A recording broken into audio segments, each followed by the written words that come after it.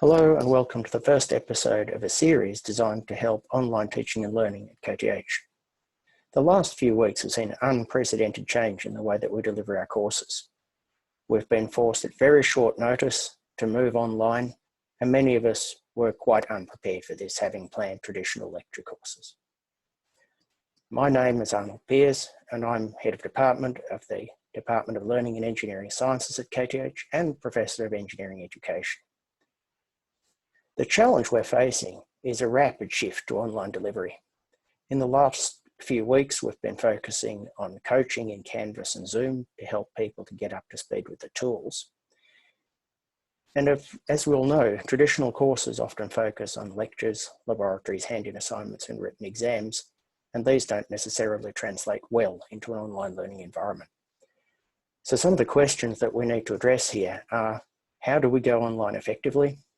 And how do we support good learning outcomes and just and equitable assessment?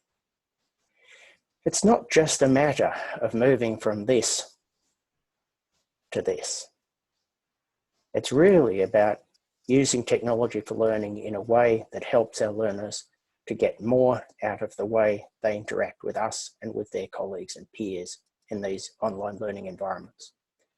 We know from a lot of research that's been done in higher education that effective learning is characterized by deep learning behavior, a sense of community, the ability to identify with your discipline, and also is supported by exercises that emphasize reflection and collaboration. Those are good practices in any educational environment, but especially important now.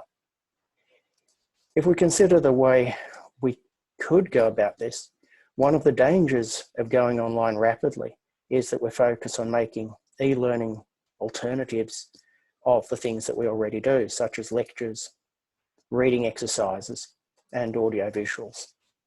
These are typically not the most effective ways of teaching, even in traditional teaching environments.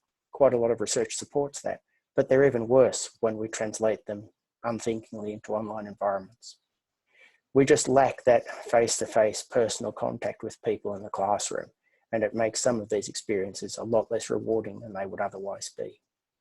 What we can try to do instead is to focus on group discussion, practice, and the teaching of others using exercises and techniques like peer instruction.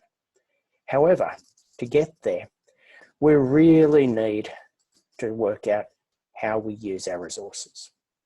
So what are we doing to help? The Department of Learning and Engineering Sciences, amongst other things, is launching this YouTube channel to try to give you, our colleagues, some insight into what our research might be able to contribute in terms of solving some of the challenges facing you.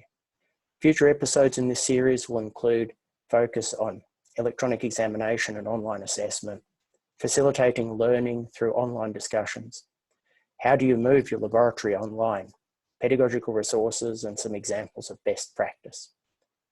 Also, episodes on redesigning courses for online delivery for those who might want to look at this in another period of the year when maybe we're not as stressed as we are now.